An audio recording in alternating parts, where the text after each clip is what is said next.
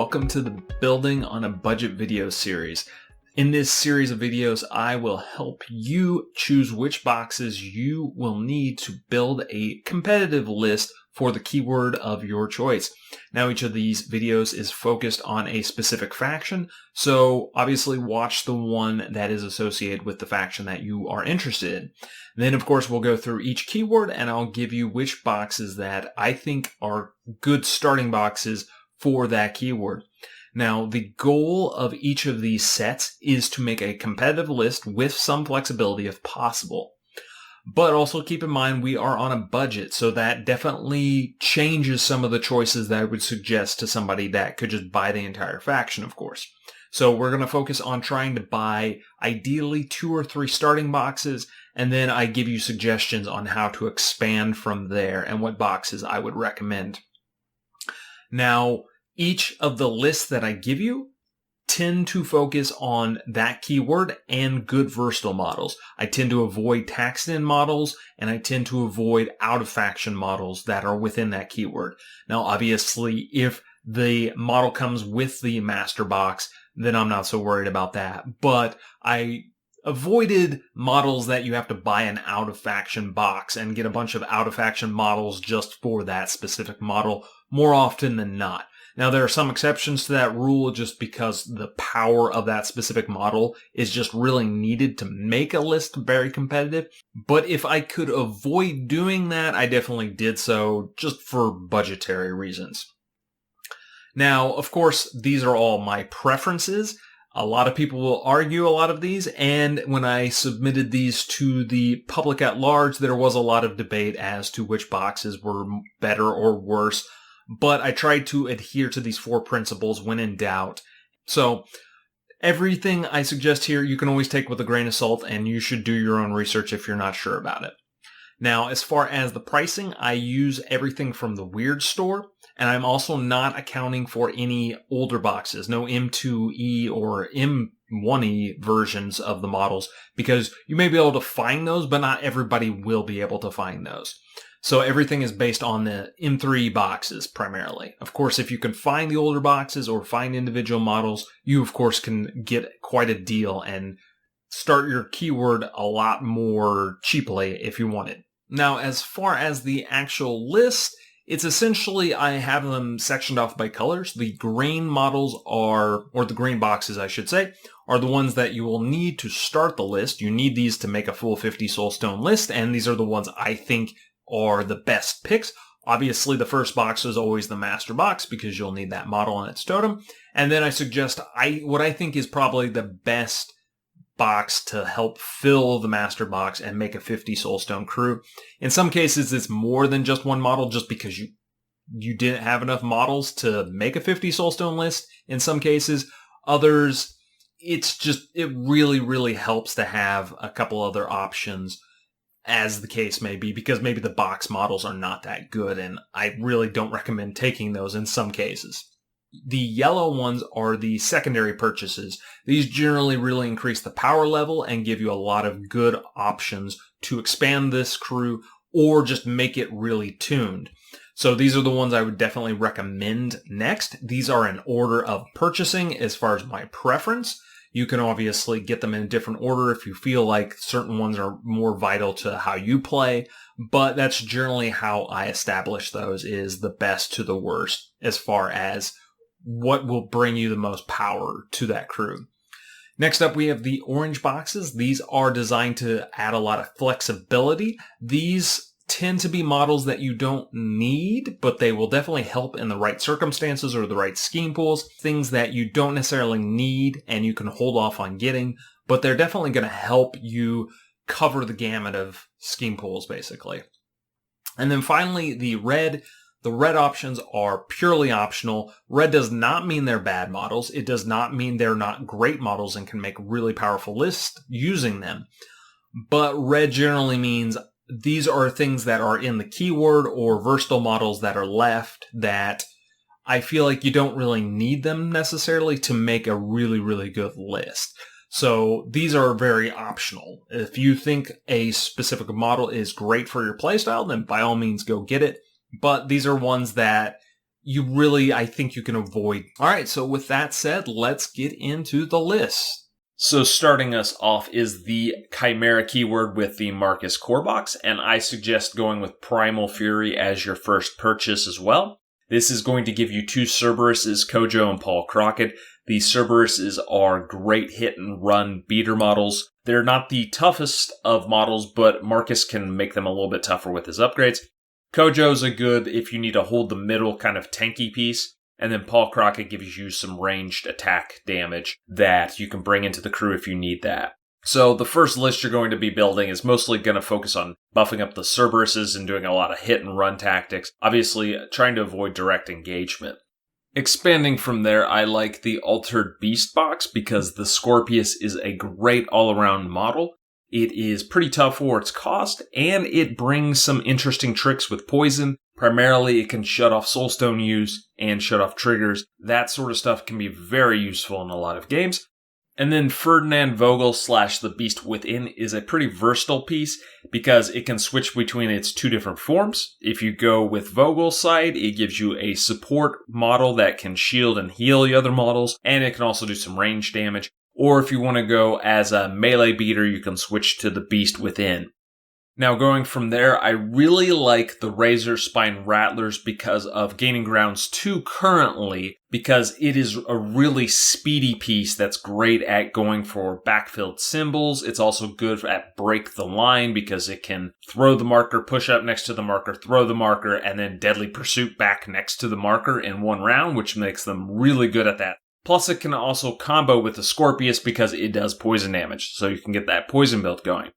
Going from there, you have a lot more options when you go into Orange. Marcus is a very flexible crew, so there's a lot of ways you can go from there. You just kind of build to the scheme pool, very much so, unlike some of the other crews which just kind of take the same list. I think Marcus can really customize his list. So I like going to the Bandersnatch next. The Bandersnatch has a built-in mask, so I think it's Serrated Claws, so he can then onslaught every attack if you give him that upgrade. Plus, he's just a really cool piece that can jump into other enemy models and attack through them. Then going from there, you can do with the Adds and the Will-O-Wisp. The Will-O-Wisp are really, really obnoxious models to deal with if you give them the Disguise Stealth upgrade. Just because they're 2-inch reach, they're debuffers, they become really difficult to get rid of. The Adds is another great model because it is super fast, especially if you're giving it an additional movement speed and butterfly jump. That can be a really good backfield piece.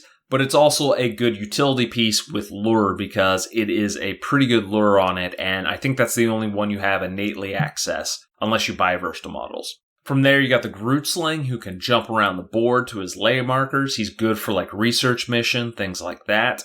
Also a 2-inch reach attack that can really tie models up. He can slow models, and he does have some poison synergy going on.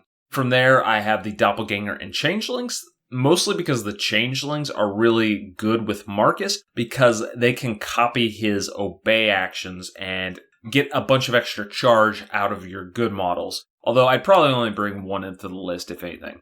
And finally, you have the Slate Ridge Maulers. They're a pretty good model. You mostly want them for laugh off if you need not to be yanked away, like if the opponent has a bunch of lures and that sort of thing. They're also fairly tanky. They can hit fairly well. Unfortunately, you really just want the laugh off, and everything else on them is found in other models. Now, the Mole Men, unfortunately, are just not that great of models. Could be arguably okay in other keywords if you had more scheme marker tricks going on, but the Chimera keyword just doesn't really have a lot of scheme marker tricks going on, so I don't know if you really have a lot of interesting play with them, and they just die super, super easily. As far as the red models, again, pick what you like. The Rougarou is another beast. It is not a bad model, but I feel like anything it does, the Cerberus can kind of do as well, and arguably better. So that's why I left it as red, because most of the time, you'll just take a Cerberus versus the Rougarou. And next up, you have the Lucius Core Box. Now, this one has a couple of variants I'm going to recommend. There is the Staying in Keyword version, and then there is the Not Staying in Keyword. My recommendation is go out of keyword on this one. I tend to avoid that for the most part, but for Lucius, I think you kind of need to. because his crew has some major holes in it. So my recommendation is go with the Nekima core box to combine, plus it gives you another master you can play as well. And the reason why is the mature Nephilims, and the young Nephilims actually pretty good too. But it gives you a bunch of minions, and Lucius is an obeyer for minions. Like, his obey action doesn't work on bigger models, and mature Nephilims are the best minions you're going to get in the faction. So that is why the recommended list has 2 matures in there. They're just really beefy models, and you can give them a lot of attacks with Lucius that are pretty efficient. You can also substitute like one of the lawyers with the young Nephilims, because the young Nephilims are also great models, I think. Now, as far as expanding this list, you would then go with the Doppelganger and the Changelings. The Changelings because they can replicate the issue orders, which Lucius does, which is a relatively low TN ability, and the Changelings, it only takes a 7 to obey a mature, which is usually worth it. And then the Doppelganger is just a great, like, schemey piece because it is Don't Mind Me, and if you take matures, it can replicate their attacks and that sort of thing. So really good piece there.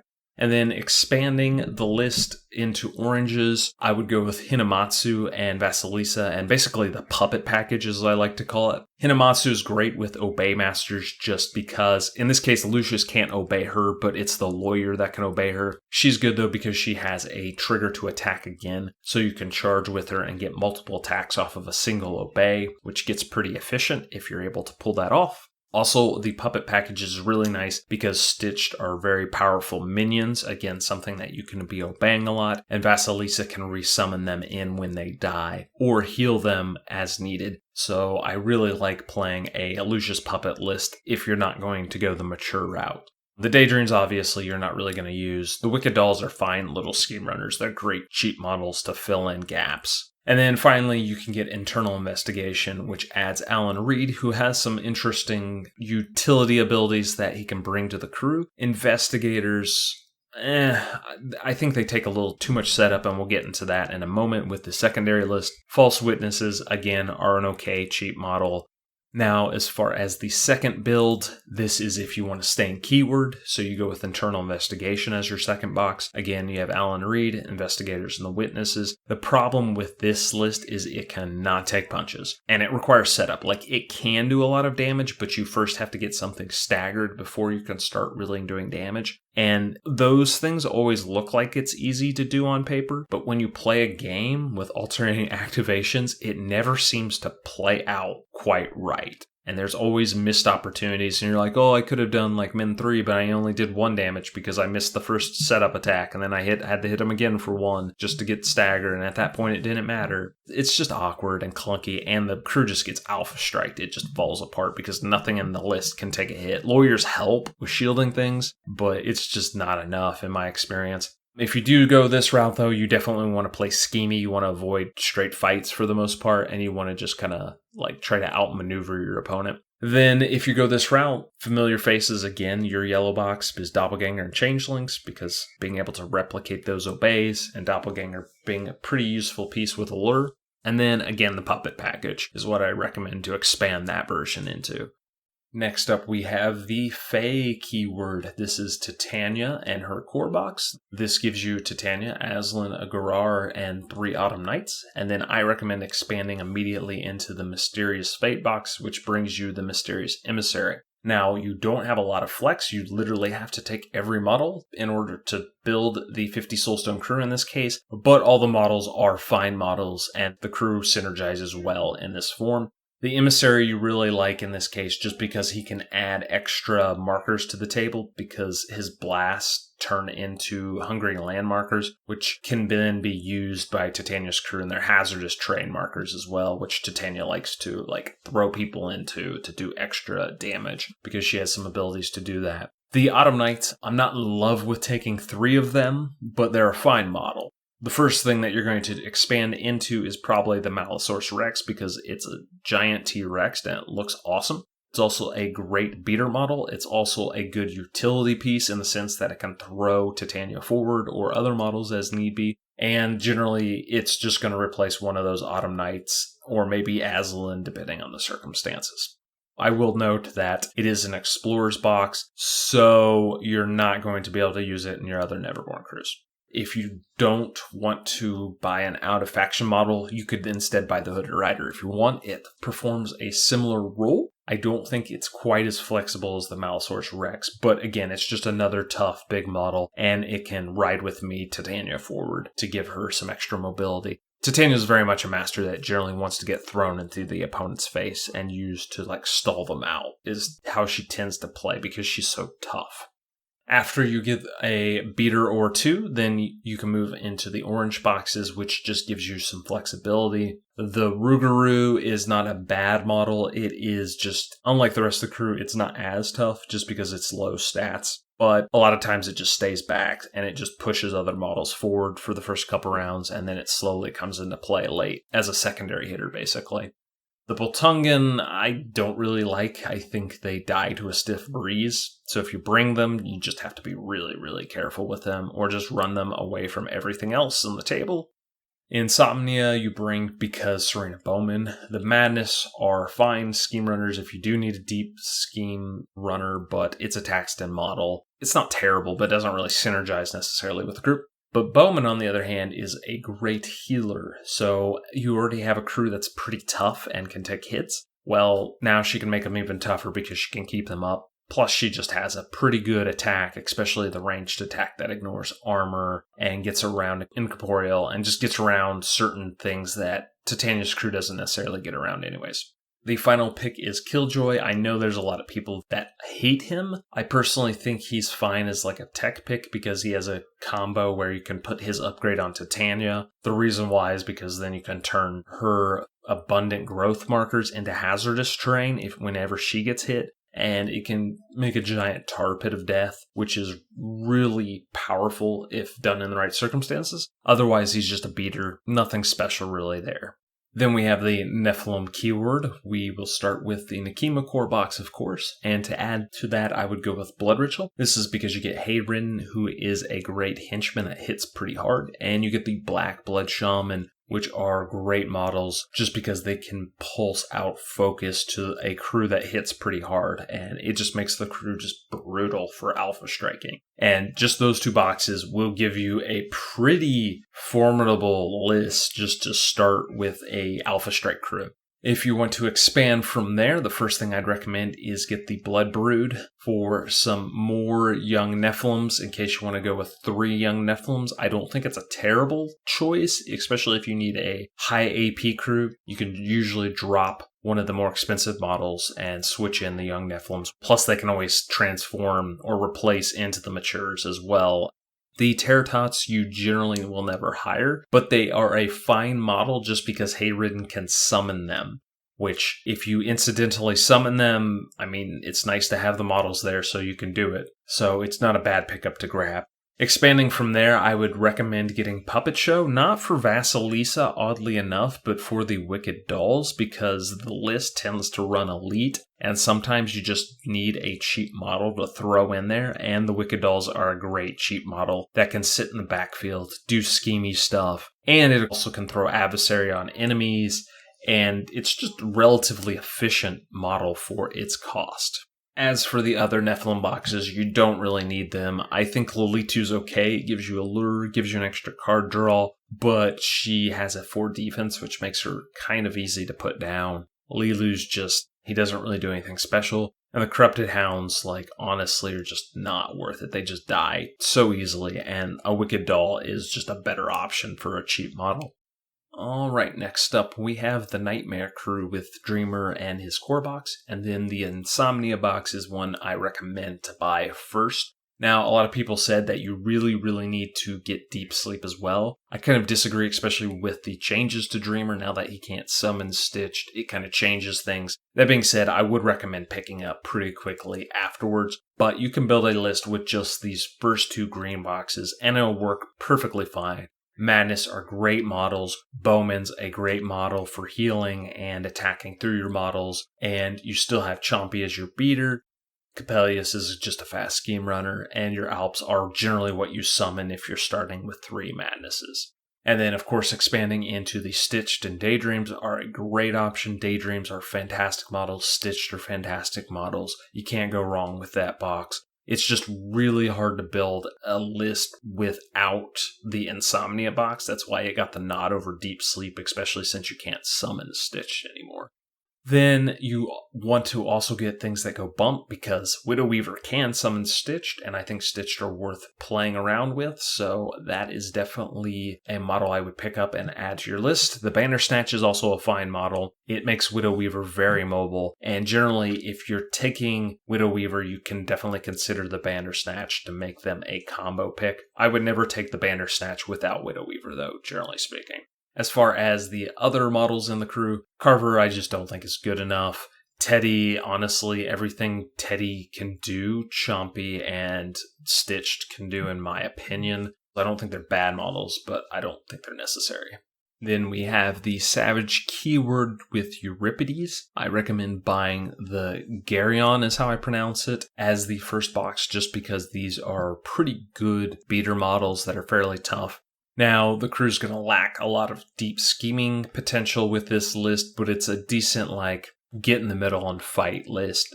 As far as expanding, I would definitely look into the Cyclops. That gives you a lot of unique utility abilities, particularly being able to drop ski markers next to your ice pillars, and some other unique abilities that only they can do. And then expanding from that, the Damned is a great backline model because he has a leap and he gives you some mobility that the crew otherwise seems to be lacking. Just note that it is another Explorer's model, so you're only going to get use out of it for this crew. Going into the orange picks, you have the Lysa. These are kind of a utility cheap model. Mostly you're bringing it for the Bring It, which lets you lure models to you or lure your own models forward. I would probably use it to lure my own models forward and just be cautious to not get within range so they get punched.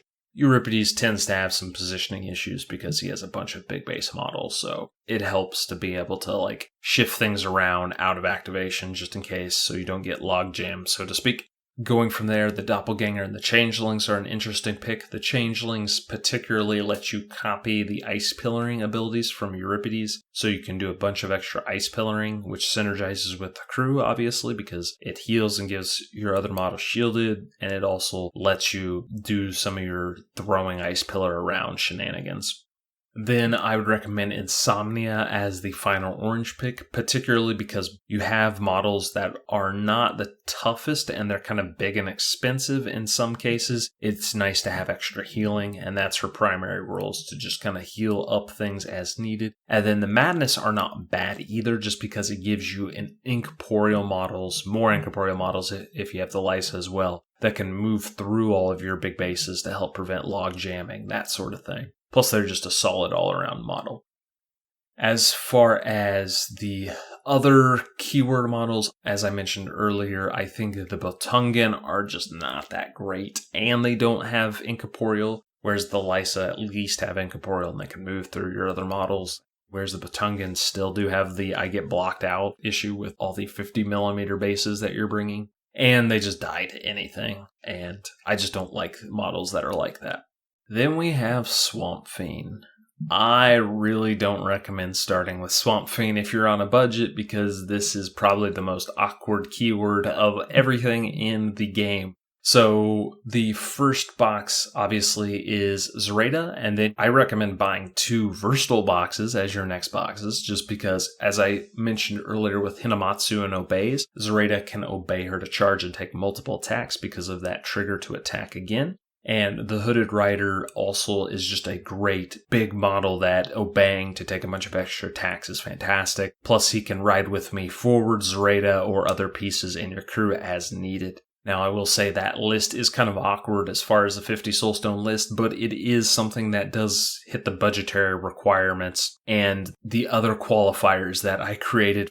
Now, expanding from it, things get awkward. So the yellow boxes are both buy you only, so you're only going to be able to use them in Swampfiend. The Bokurs and the Silurids are great models, though. Bokurs give you healing and card draw and extra shielding on your big models, and then the Silurids are great scheme runners.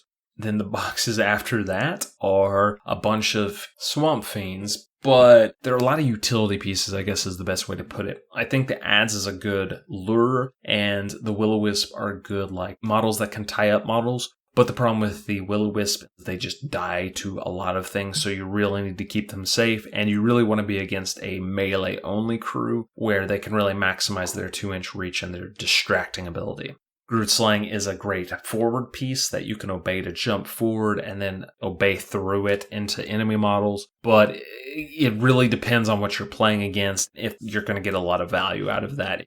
Following that, you have the Puppet package. So Vasilisa and the Stitched. The reason why a lot of people like this, and I personally like it, is because Zoraida is summoning her voodoo every round and usually sacking it to create a scrap marker and draw a card. Well, this gives you scrap for Vasilisa to start summoning Stitched off of. Pretty expensive just for that package, but it's a pretty good package. Then, expanding from there, you have another awkward option. The First Mate, great model, taken in a lot of Zoraida crews, but you have to buy a full Bayou Master box for one model. Yeah, it's a little awkward. I wouldn't recommend if you're on a budget and if you're not playing Bayou for it, but obviously if you have the money to drop it, he is a great model. It's just you're paying $50 for a single model. As far as the other things that are Swampfiend that are red, the Spawn Mother and the Gups are okay. I don't dislike them. I just think with how Zoraida works, usually there are better models to be obeying and having in your crew. And then you have the See You Later box. I just don't think McTavish is that great, honestly. I don't think he brings a lot to the crew. He's just squishy for what he does. Bayou Gators, on the other hand, I think are great models. I just don't know if you really need them. But if you want to play that kind of cheaper mid-range, I can still hit, especially if you want roofless models, because they're roofless. And with Flurry, they can actually do a decent amount of damage. So definitely a model to surprise people with.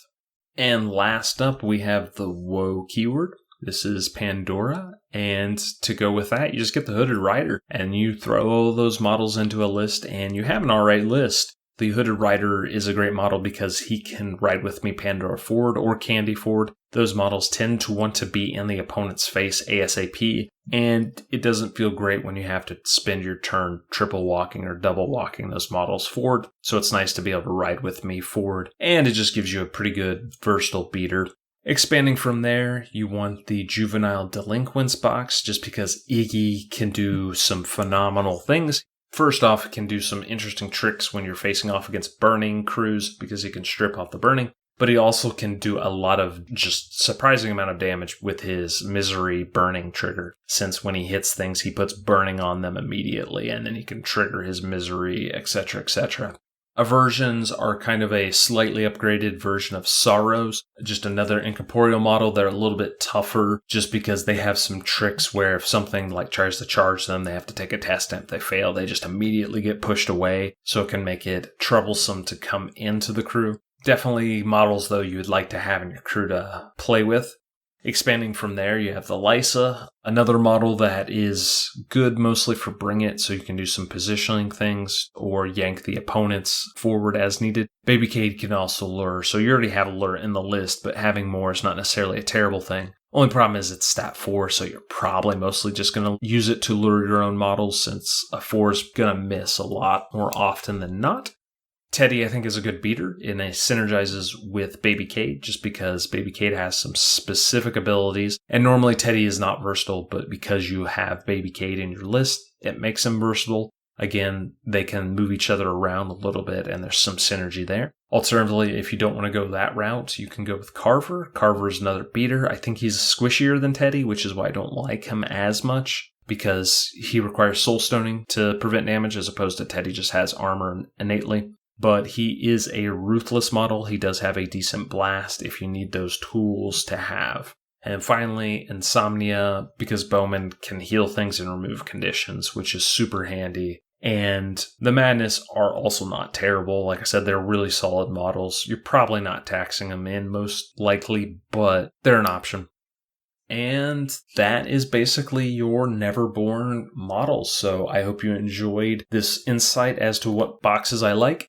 Again, if you want to learn more about the individual crews, we will cover that in the setup phases, so you should check out those episodes to find out more about how to play the various lists through actual games that we play and breakdowns on how people are planning to go into those games. So stay tuned for our next Building on a Budget, as we will go through all of the keywords and all of the factions one by one.